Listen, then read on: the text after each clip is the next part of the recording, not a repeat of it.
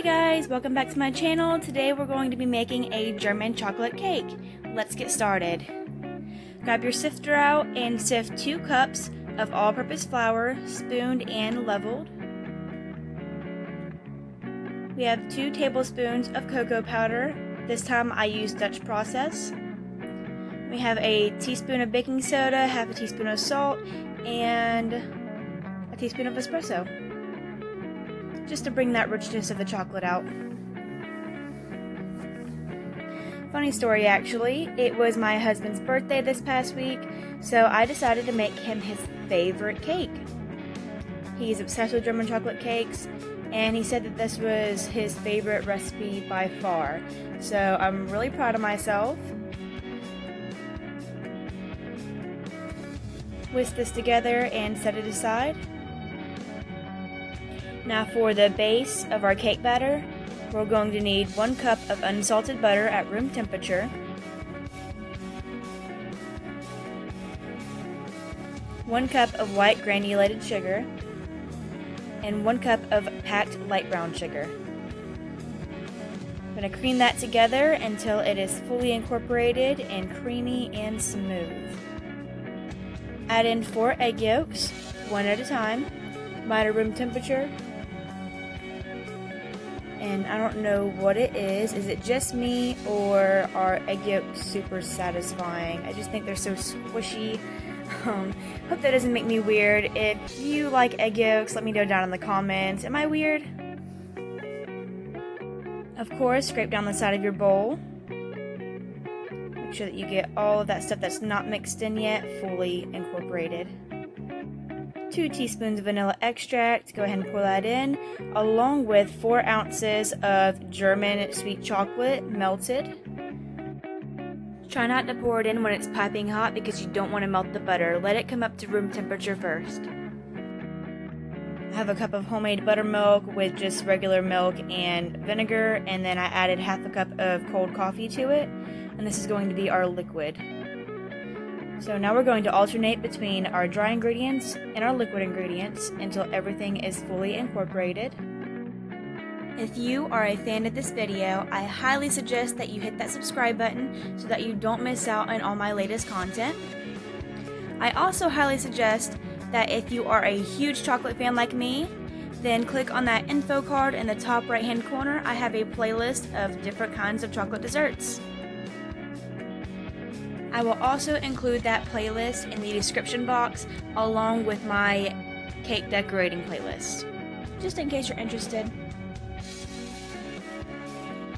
The full recipe will also be on my blog as well. It is dessertalert.com, dessert-alert.com, and I will also include that in my description box as well.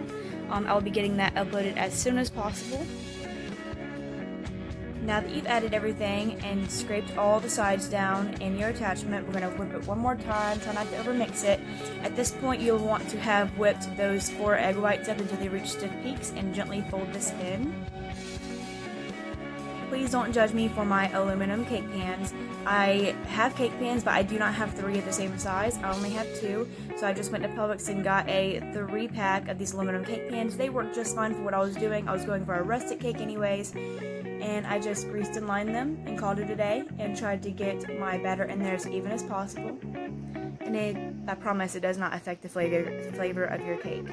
So no worries there. I'm going to bake this at 350 for about 30-35 minutes. Add half a cup of butter,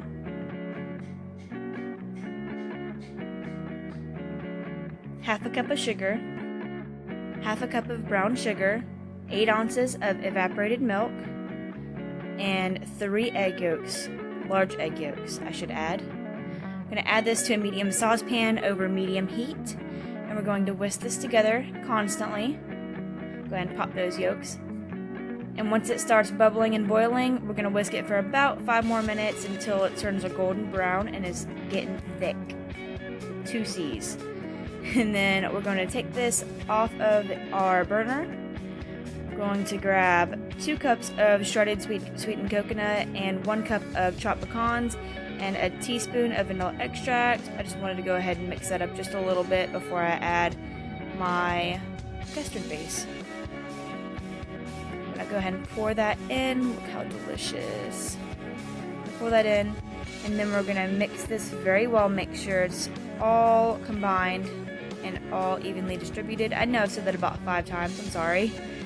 And we're going to let this cool down a little bit along with our cakes, because we don't want it all a hot, gooey mess whenever we decorate.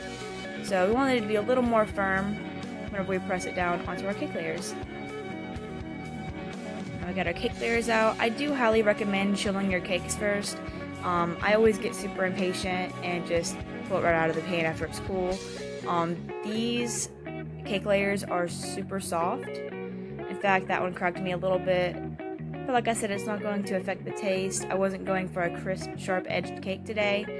And it's my husband, you know. He loves my baking anyways. You know, no judgment there. I'm going to evenly distribute this frosting between 3 layers, or filling, whatever you want to call it. I saved a little extra for the top so I didn't miss any spots. After we get done spreading all this out, do you remember those chocolate dip pecans from earlier? Yeah, we're gonna pop those out and we're gonna evenly distribute these around the edge. Do not judge me for this weird tactic. If you're OCD like I am, you completely understand where I'm coming from. It would drive me nuts to not have everything even. And I kind of had to settle at the end because I know it wasn't perfect, but I try to tell myself it's good enough.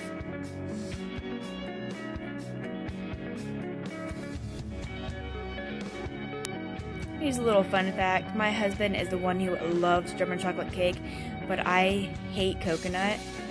So I tried part of the cake, and the cake itself was good, but I can't stand coconut. So, you know, don't at me.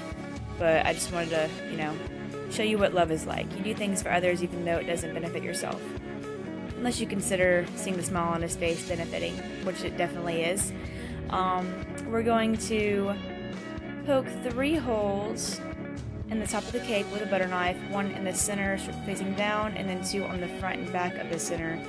A little more cockeyed, and you'll see why. Those beautiful hearts that I made. Just wanted to go the extra mile for him to show him how much I love him and appreciate him.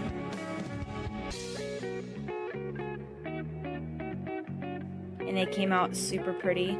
I do recommend tempering your chocolate whenever you do this. I just didn't have the energy in me today after everything else. And I just simply melted my chocolate and put it on a sheet in the freezer. So it was good for serving, but it did eventually soften and fall. So if you want it to stand up for days on end, you do need to temper your chocolate first. Took me a beautiful slice out of that cake for my husband, trying not to mess up the chocolate hearts, of course.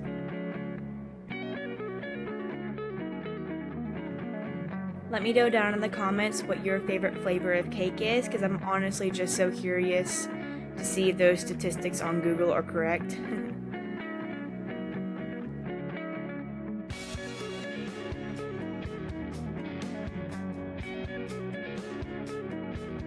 After I got the cake situated on the plate, I just plucked off one of those chocolate hearts so that whenever I serve it to him, he can feel the love.